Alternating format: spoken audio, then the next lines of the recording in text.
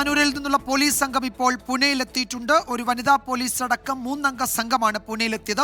ശ്രീനാഥ് ചന്ദ്രൻ ഏറ്റവും പുതിയ വിവരങ്ങൾ നൽകും. ശ്രീനാഥ്, ഇവരിന്ന് വൈകിട്ടാണ് ഗരീബ് രഥിൽ നാട്ടിലേക്ക് തിരിക്കുന്നതെന്നാണ് നേരത്തെ റിപ്പോർട്ടുകൾ ഉണ്ടായിരുന്നത്. അത് യാത്രാ പദ്ധതി അങ്ങനെ തന്നെയാണല്ലോ.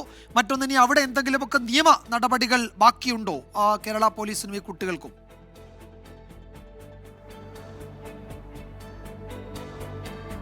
വിജയകുമാർ, ഞാനിപ്പോൾ ഉള്ളത് റെയിൽവേ പോലീസിൻ്റെ ഓഫീസിലാണ്. പൂനെയിലെ റെയിൽവേ പോലീസിൻ്റെ ഓഫീസിനകത്ത് ഇപ്പോൾ കേരളത്തിൽ നിന്നെത്തിയ പോലീസ് സംഘം അവിടെയുണ്ട്. ഇൻസ്പെക്ടറുമായി അവർ സംസാരിച്ചു കൊണ്ടിരിക്കുകയാണ്.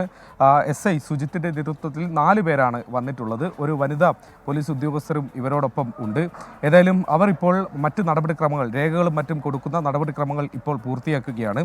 കുട്ടികൾ ഇപ്പോൾ ഉള്ളതൊരു കെയർ ഹോമിലാണ്. രാവിലെ അവരെ ഇവിടെ നിന്ന് സസൂൺ ആശുപത്രിയിലേക്ക് കൊണ്ടുപോയി അവിടെ വൈദ്യപരിശോധന പൂർത്തിയാക്കിയതിന് ശേഷം സ്ത്രീകളുടെയും കുട്ടികളുടെയും ഒരു കെയർ ഹോമിലേക്ക് കുട്ടികളെ മാറ്റിയിരുന്നു. അവർ അവിടെയാണുള്ളത്. ഏതാണ്ട് ഇവിടെ നിന്ന് 8 കിലോമീറ്റർ ദൂരമുണ്ട്. ഹഡാപ്സറിലാണ് ഈ കെയർ സെൻറ്റർ ഉള്ളത്. അപ്പോൾ ഇവിടെ നിന്ന് ഈ നടപടിക്രമങ്ങൾ പൂർത്തിയാക്കി അങ്ങോട്ടേക്ക് പോയി കുട്ടികളെ കൈപ്പറ്റുമല്ല കുട്ടികളെ ഇങ്ങോട്ടേക്ക് എത്തിക്കുമെന്നുള്ള കാര്യത്തിൽ കൂടി ഒരു വ്യക്തത വരേണ്ടതുണ്ട്. ഏതായാലും ഈ നേരത്തെ നിശ്ചയിച്ച യാത്രാ പദ്ധതിയാണെങ്കിൽ വൈകിട്ട് 5:45 പൻവേലിൽ നിന്ന് ഗരീബ് രഥ് എക്സ്പ്രസ് നാട്ടിലേക്ക് പോകുന്നത്. LTT റെയിൽവേ സ്റ്റേഷൻ തുടങ്ങുന്നതാണ്. പിന്നീട് അത് പൻവേൽ വഴിയാണ് പോകുന്നത്. പൂനെയിലേക്ക് ആ ട്രെയിൻ എത്തില്ല. അതുകൊണ്ട് ഇവിടെ നിന്ന് കുട്ടികളുമായി പൻവേലിലേക്ക് പോകേണ്ടതുണ്ട്. സമയം നോക്കുമ്പോൾ അവർക്ക് വേഗത്തിൽ തന്നെ ഏതാണ്ട് 2 മണിയോടെ തന്നെ ഇവിടുന്ന് തിരിക്കണം. എന്നാൽ മാത്രമേ ആ സമയത്ത് അവർക്ക് അവിടേക്ക് എത്താൻ വേണ്ടി കഴിയൂ.